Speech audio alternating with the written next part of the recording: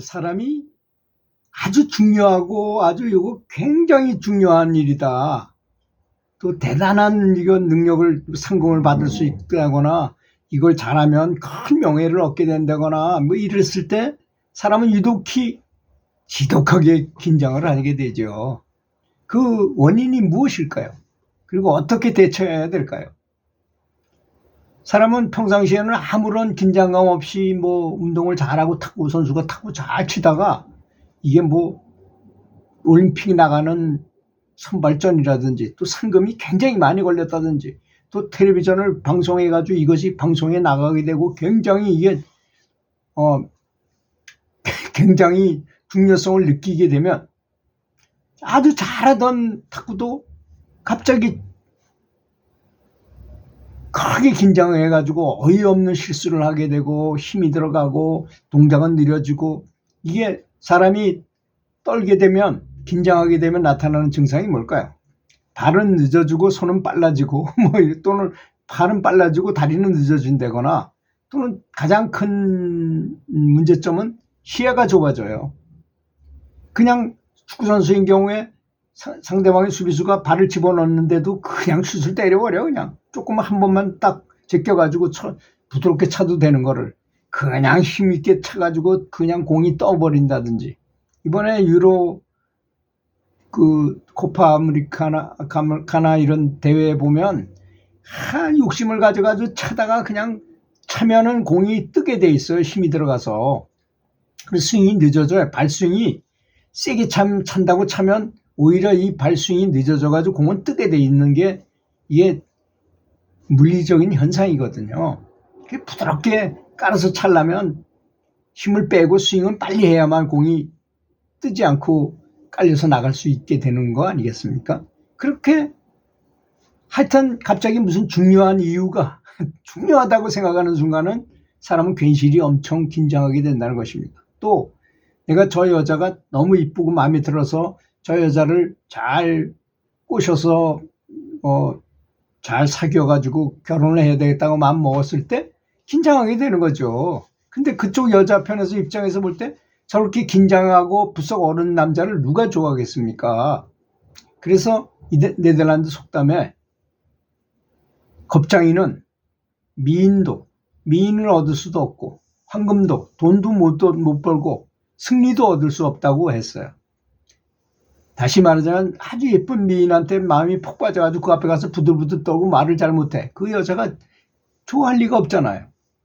두 번째, 황금. 지금 큰 사업을 뭐 100억이나 되는 그런 프로젝트를 가지고 손님을 바이어를 만나야 되는데 부들부들 또 긴장해가지고 부들부들 떠는데 그 사람이 그거 해주겠어요? 그렇지 않습니까? 외국 바이어들의 얘기 여러분 들어보셨나요? 바이어들하고 만나서 하는 사람들의 얘기를 들어보면 만나서 처음서부터 얘기하면 바로 아웃이랍니다. 그거는 그 사람의 좋은 점, 그 사람이 잘하는 걸 정확하게 조사해가지고 탁구를 좋아한다 그러면 탁구도 같이 치고 또 당구를 좋아한다면 당구도 같이 치고 그 사람이 술을 좋아한다면 술집에 가서 술도 먹고 이렇게 한 3일 정도를 그 사람을 위해서 굉장히 친해진 다음에 그 다음에 아주 부드럽게 이제 본론으로 들어가서 3일 만에 야 그걸 꺼내가지고 이제 그때서야 이렇게 얘기를 한대요. 근데 우리나라 사람은 바이어를 만나면 바로 그냥 뭐 조금 얘기해놓고 그냥 바로 그냥 계약합시다 어쩌고 이렇게 된다는 걸 그런 말을 많이 들었어요. 저는 바이어들을 대하는 태도를 보면 그게 왜 그렇습니까? 그 사람들의 문화가 그런 거예요. 또 이 속성이 또 그런 거잖아요. 사람의 속성이라는 게. 그래서 이런 경우가 있었어요.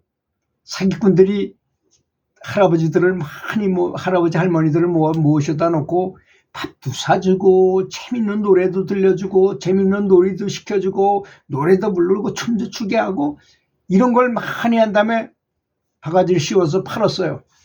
그래서 누군가가 신고해가지고 그 사람이 붙들려 갔어요. 근데 그 할아버지 할머니들이 떼거지로 몰려가서 경찰서에 가서 그 사람 좀 용서해 주라고 그랬더라는 거야. 그렇게 사기를 쳤는데도 불구하고. 그 왜 그렇습니까? 할아버지 할머니들은 물어보니까 아니 그 사람이 우리 밥도 사주고 재밌는 얘기도 해주고 놀이도 해줘가지고 우리 손해봐도 괜찮으니까 그 사람 용서해 주시오 이렇게 말했다는 것입니다. 그 정도로 사람의 마음을 이렇게 감싸는 것은 굉장히 중요한 것이죠. 그래서 사람이 한번 경쟁심에 딱 사로잡혀서 욕심이 딱 생기게 되면 바로 긴장하게 되는 것입니다. 총명하지 못한 시야가 좁아지고 힘이 들어가고 뭔가 제대로 사물을 생각할 수 없는 상태가 된다 그랬잖아요. 그래서 그거는 저 때하고는 비슷하다 그랬죠.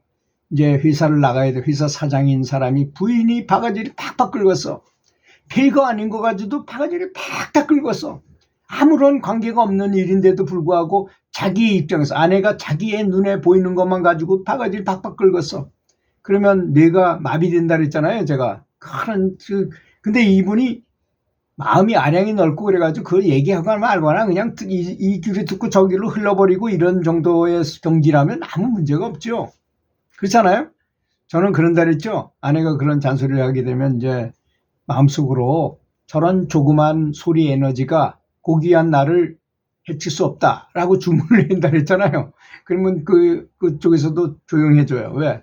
대꾸를 안 하니까, 거기에 대한 대꾸를 안 하니까. 박수도 손이 마주쳐야 소리가 나잖아요. 이쪽에 아무리 쳐봐야 이쪽에서 피해버리면 그만이잖아요. 아무 소리가 안 나는 거 아니겠습니까? 그래서 그런 것입니다. 그래서 이거 굉장히 중요한 개념입니다. 제가 얘기는 이렇게 쉽게 하지만. 그래서 가화만사성이라는 말이 있잖아요. 가정에서 행복하고 서로 사이가 좋고 그래야만 이 사장이 나가서 지혜로운 아이디어를 가지고 회사를 더 번창시킬 수 있다는 것입니다. 그래서 가화만사성인 것입니다. 그것만 그럴까요? 모든 일이 다 그렇습니다. 가족끼리 화목하고 서로 위하고 이런 가족은 다 건강하고 모든 하는 일들이 잘 된다는 것입니다. 그래서 사람은 경쟁 속으로 싹 빨려 들어가서 우승상금에 욕심이 생기고 명예가 엄청 높아진다는 걸 알게 되면 맹목적으로 아주 어리석게 변해버려요. 그래서 화가 나면 눈앞에 보이는 게 없다는 말이 딱 맞는 말입니다. 긴장할수록 시야가 좁아지며 투쟁적이 됩니다. 또 투쟁적이 되면 될수록 더 엉망이 된다는 거죠. 가끔씩 가다 골프를 쳐보면 아무 생각 없이 부드럽게 스윙을 하면 기가 막히게 잘 나가는 경우가 많이 있잖아요. 바로 그런 것입니다. 그래서 별로 중요치 않게 생각할 때는 아무렇게나 어떤 일을 했을 때는 오히려 일이 더 잘 되는 경우도 많이 있다는 것을 알아야 됩니다. 즉 투쟁하거나 경쟁하려는 마음이 없다는 것 때문에 그런 일인 것입니다. 그렇게 이완되고 편안하고 행복할 때 돌연 자연스러운 지혜와 지성이 솟아나온다는 것입니다. 그러니까 참 갑자기 어떤 좋은 아이디어가 하나 생겼어. 회사가 굉장히 곤란한 지경에 있었는데 모든 사원들이 사장님과 회사를 살리려는 감사한 마음 속에서 그런 생각을 하다 어떤 직원 하나가 딱 좋은 아이디어를 하나 발견했어요. 누가 들어도 기가 막힌 아이디어. 그래서 사장한테 그걸 얘기를 했더니 참 수고했다 해가지고 보상도 해주고 그대로 했어요. 엄청난 회사가 그 아이디어 하나 때문에 엄청나게 발전하게 됐어요. 그렇잖아요. 회사도 한 가지 물품이 좋기만 하면 그거 하나만 가지고도 큰 회사가 굉장히 성장할 수 있는 여건이 되기도 하는 것이 법이 아니겠습니까? 그래서 그런 마음의 상태를 끌어내도록 노력해야 된다는 것입니다. 그래서 투쟁하거나 경쟁하는 마음이 없이 실제로 그런 일을 당했다 하더라도 나는 마음을 그렇게 갖지 않는 것일 뿐이죠. 갖지 않는 것이죠. 그러면 겁쟁이는 미인도 황금도 승리도 얻을 수 없다는 네덜란드 속담에서 벗어나게 된다는 것입니다. 긴장하지 않으려면 바로 연부를 열심히 해가지고 자기를 없애요. 아니 내가 없는데 무슨 뭐 긴장을 하고 경쟁하고 투쟁할 게 뭐가 있습니까?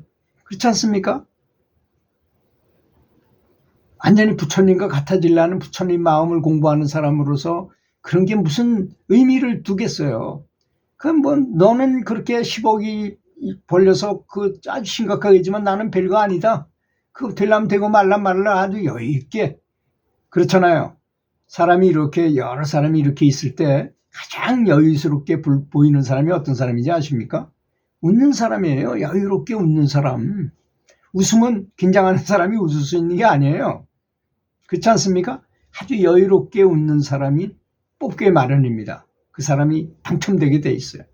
그건 하늘도 똑같은 원리를 가지고 사람에게 대한다는 것입니다. 잘 들어주셔서 감사합니다.